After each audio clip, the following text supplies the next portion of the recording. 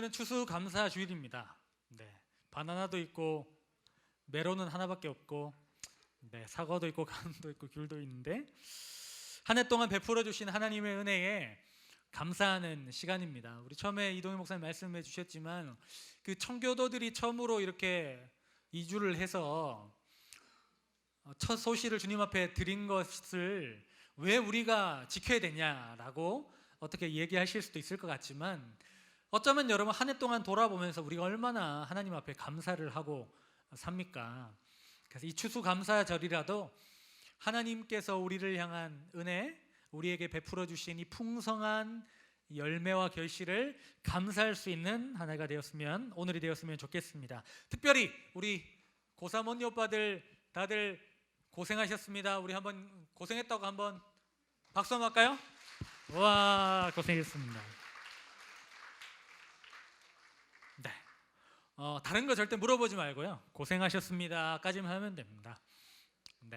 그 다음은 지들이 얘기할 때까지 가만히 있으면 얘기를 하든가, 안 하면 그냥 평생 얘기 안 하면 그냥 모른 척하고 살면 됩니다. 하나님께서 우리 분명 친구들을 인도해 주시고 무엇보다도 여러분 너무 고생했다고 꼭 말씀드리고 싶습니다.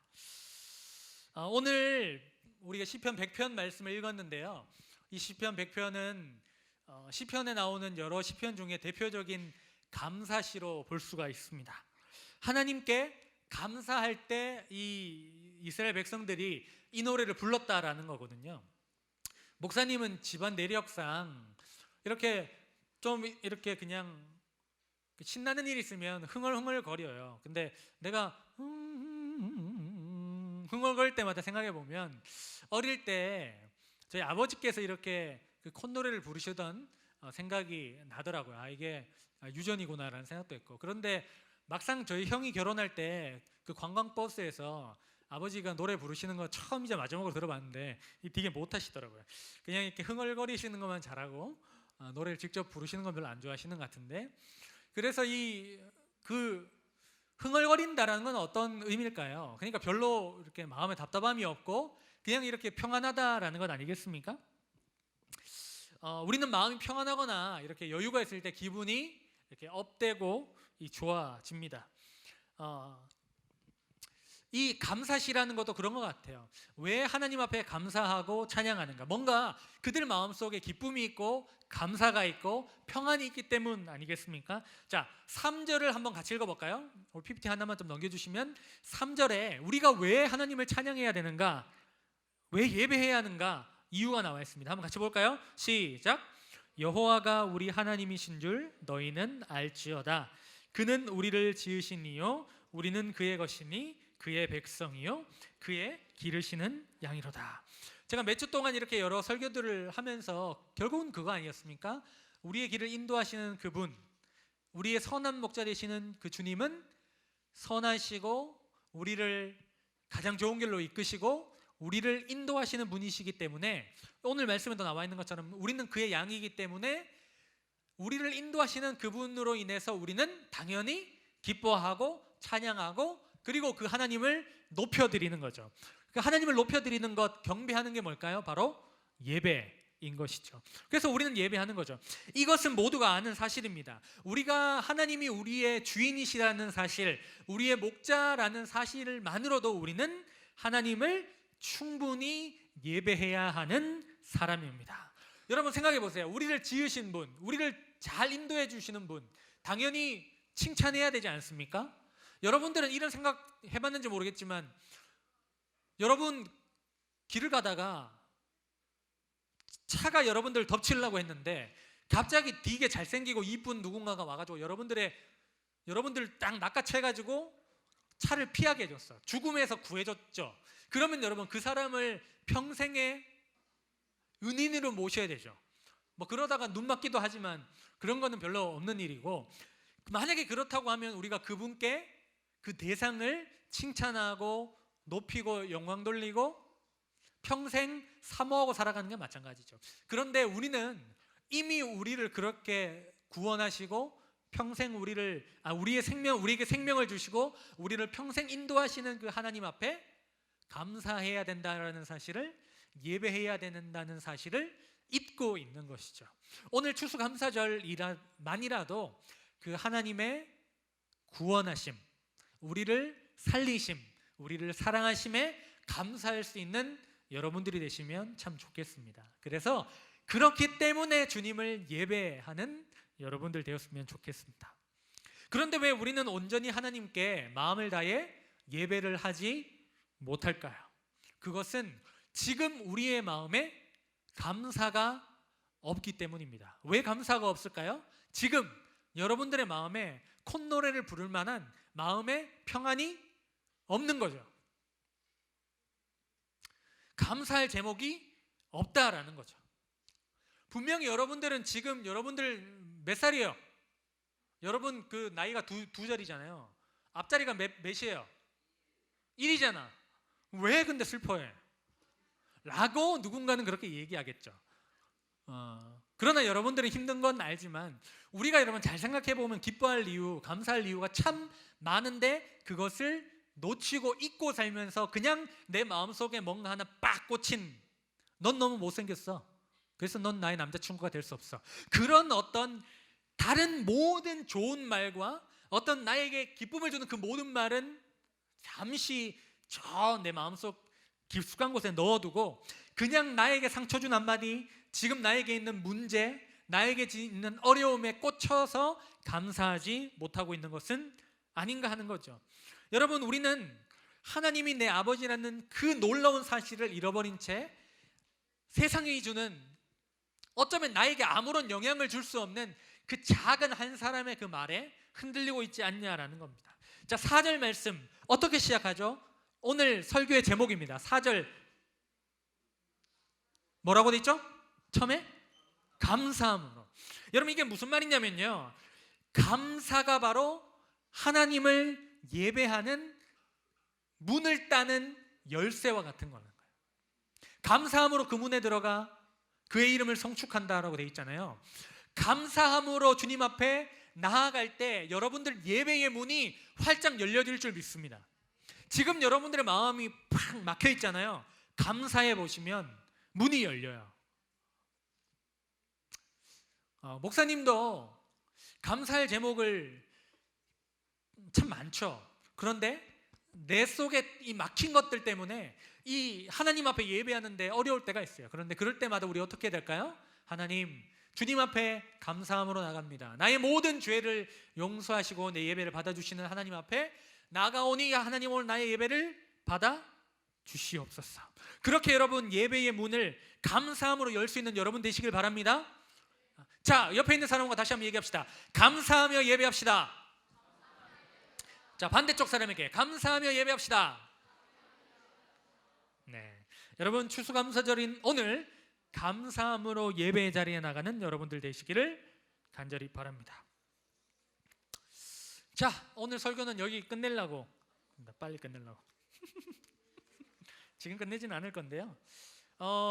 여러분 기억하시겠지만 제가 뭐 오늘 이후에 이제 다시는 얘기 안 할게요.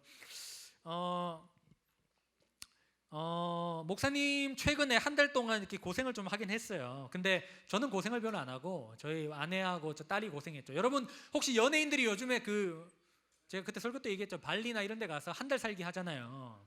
제주도에서 한 달 살기. 그래서 이제 저희 아내하고 저희 딸은 병원에서 한 달 살기를 했거든요. 처음에 입원했을 때 여러분들 일반적인 아이들 전체인지 모르겠다, 염증 수치 정상이 0.5 이하거든요. 근데 처음에 이제 우리 딸이 병원에 입원했을 때 염증 수치가 28이었어요. 그러니까 이거는 뭐 거의 말도 안 되는 숫자가 올라갔는데, 병원을 찾아서 이렇게 병원을 찾았는데 이제 알고 봤더니 그 병원도 이렇게 좀 별로 신통치 않아서 더 큰 병원으로 결국 옮기게 되고, 뭐 시술도 하게 되고, 결국은 이제 열도 이제 거의 떨어지고, 뭐 지금도 열은 좀 나긴 하는데 뭐 이렇게 염증 수치는 이제 다 잡았거든요. 그런데 여러분 가장 힘든 게 뭐였냐면 변화가 없는 거예요. 변화가 없는 거. 놀라운 사실은 열이 떨어지면 퇴원할 줄 알았는데 열이 떨어지지 않았는데 퇴원을 시키더라고요. 염증 수치가 떨어졌다고. 근데 알고 봤더니 이제 이게 뭐 약의 부작용일 수도 있고, 애 자체가 이렇게 어린아이들은 정상 체온, 그러니까 기초 체온이 좀 높긴 하거든요. 그래서 저는 이제 그걸 모르고 그냥 계속 열이 안 떨어지니까 마음이 너무 이렇게 불편한 거죠. 3주 후면 나간다고 하는데 3주가 되었는데 그대로 계속 열이 나니까 집에서 전화만 오면 이렇게 마음이 막 불편한 거야. 그래서 마음이 좀 이렇게 많이 불편하기도 했습니다. 그런데 그때 제가 어떤 걸 했냐면 마음이 너무 괴로우니까 죽겠으니까 아내하고 뭘 했냐면 감사 노트를 쓰기 시작했어요. 이 감사 노트를 쓰려면 감사할 제목이 있어야 되잖아요. 근데 어떨 때 감사 노트를 찾게 되냐면 감사할 게 없을 때 감사 노트를 찾게 돼요. 저 신기합니다. 근데 감사 노트를 딱 펴요. 그러면 감사할 게 없었거든요. 근데 감사 노트를 딱 피면 감사할 게 생각이 나요. 제가 그때 썼던 거 한번 읽어드릴게요. 염증 수치가 조금 내려가게 하셔서 감사합니다. 의사 선생님에게 처음 퇴원이라는 말이 나오게 하셔서 감사합니다. 이건 뭐냐면 3주 뒤에 퇴원할 수 있다. 떨어지면 그거지 퇴원한단 말이 아니에요. 퇴원할 수 있다라는 말 자체를 들어서 감사합니다. 근데 이 항생제를 먹으니까 간 수치가 올라가는 거예요. 염증은 떨어지는데 간 수치가 올라가니까 이 사람이 마음이 풀어졌다가 간 수치가 올라가니까 또 긴장하게 되더라고요. 그러니까 간 수치가 올라가서 긴장의 끈을 놓지 않게 하셔서 감사합니다. 가족을 생각하는 마음이 많아져서 감사합니다. 기도의 동역자들이 많음에 감사합니다. 여러 어려운 순간 속에서도 견디게 하시니 감사합니다. 하나님께만 더 집중하게 하시니 감사합니다. 조금 편해질 때마다 계속 뭐가 생각나냐면 죄가 생각나는 거예요. 죄를 짓고 싶은 마음, 죄의 문제에 대한 심각함을 깨닫게 하셔서 감사합니다. 한 달 만에 염증 수치가 정상으로 돌아오게 하셔서 감사합니다. 열이 떨어지게 하셔서 감사합니다. 간 수치가 조금 내려가게 하셔서 감사합니다. 퇴원과 일상생활에 대한 소망을 주셔서 감사합니다. 아들과의 집에서 같이 있는 아들과의 관계가 좋아져서 감사합니다. 첫째가 엄마가 없어도 잘 버티게 하셔서 감사합니다. 초음파 결과가 아직 나와서 그러니까 고름이 있음이 발견되게 하셔서 감사합니다. 그러니까 고름이 남았기 때문에 퇴원을 못하고 일주일 더 있으라고 했거든요. 그러니까 너무 이렇게 퇴원을 못하니까 기분이 안 좋더라고요. 그런데 남아있는 이 고름을 빼면, 그러니까 정확한 지금의 증상이 진단되었기 때문에 감사하다는 거죠. 10일도 아니고 일주일 후에 다시 초음파를 찍고 퇴원에 대해서 고민하게 하셔서 감사합니다. 이 고름이 조금 줄어들어서 감사합니다. 상태가 호전되어서 감사합니다. 그럼에도 불구하고 가족과 아내와 딸이 밝아서 감사합니다. 건강에 대한 중요성을 깨닫게 하셔서 감사합니다. 좋은 친구들, 좋은 부모님, 좋은 친척들을 허락하셔서 감사합니다. 열이 나는 이유를 밝혀짐에 감사합니다. 항생제의 부작용이 적어서 감사합니다. 나의 연약함을 바라보고 더 성장해야 됨을 깨닫게 하셔서 감사합니다. 우선순위를 바르게 해야 함이 무엇인지 깨닫게 하셔서 감사합니다. 감사 노트를 쓰기 위해서는 감사를 짜내야 되는데 그 짜내는 게 생각보다 쉽지는 않습니다. 그런데 놀랍게 감사를 짜내면 마음이 평안해집니다.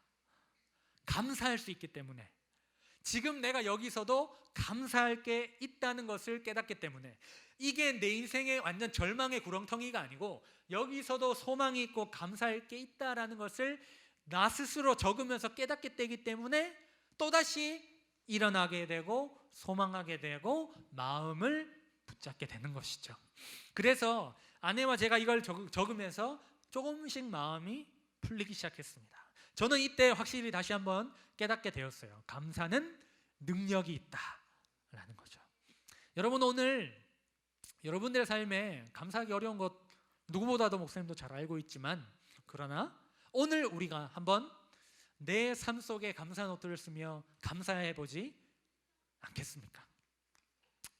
네, 갑자기 이제 앞에 계셔서 드리는 얘기지만, 지난주 주일날 그 고대병원에 병문안을 가서 내일 수술하신다는 선생님이 계셨는데, 내일 아침에 마지막으로 한번 다시 검사를 해보고 이게 돌이 쏙 나갔으면 수술을 안 할 수도 있겠죠? 라고 얘기했는데, 장로님께서 수술을 안 하면 밥 사는 겁니다 이렇게 했는데, 오늘 그 선생님이 아침에 떡을 쏘셨습니다. 네, 참 신기하죠. 하나님이 우리의 마음속에 믿음으로 같이 동역자들이 기도하고 지금 상황 속에 감사하자 하나님께서 일하시는 것을 우리는 보게 됩니다. 저는 하나님 어떤 그런 요행을 바라거나 뭐 지니의 램프처럼 이렇게 막 비나이다 하지는 않습니다. 그러나 하나님이 하시는 일을 제한해서도 안 되는 것이죠. 자, 여러분, 오늘 우리가 감사할 때 우리가 보지 못하는 것을 보게 되는 역사가 일어납니다. 오늘 여러분 그 예배일기 적으실 때도 감사의 제목도 하나씩 한번 적어보세요. 또 여러분 공부할 때도 한번 적어보시면 여러분들 가운데 여러분들은 생각보다 참 좋은 친구들이고 여러분들 친구들은 참 좋은 사람들이 많고 여러분 부모님, 여러분들 선생님, 여러분들을 위해서 기도하고 돕는 사람들 얼마나 많은지 모릅니다. 다시 한번 말씀드립니다. 감사는 능력입니다. 그 감사함으로 문을 활짝 열고 우리 예배했으면 좋겠습니다. 마지막으로 한번 4절 말씀 다시 한번 읽어볼까요? 4절 말씀입니다. 한번 탁 눌러주시면 나옵니다. 4절 감사함으로 준비 시작. 감사함으로 그 문에 들어가며 찬송함으로 그의 궁정에 들어가서 그에게 감사하며 그의 이름을 송축할지어다. 아멘. 감사할 때 이 계절이 더욱 아름다워지며 여러분들의 삶이 더욱 아름다워지고 이 예배가 더 아름답게 활짝 열려지는 시간 될 줄 믿습니다.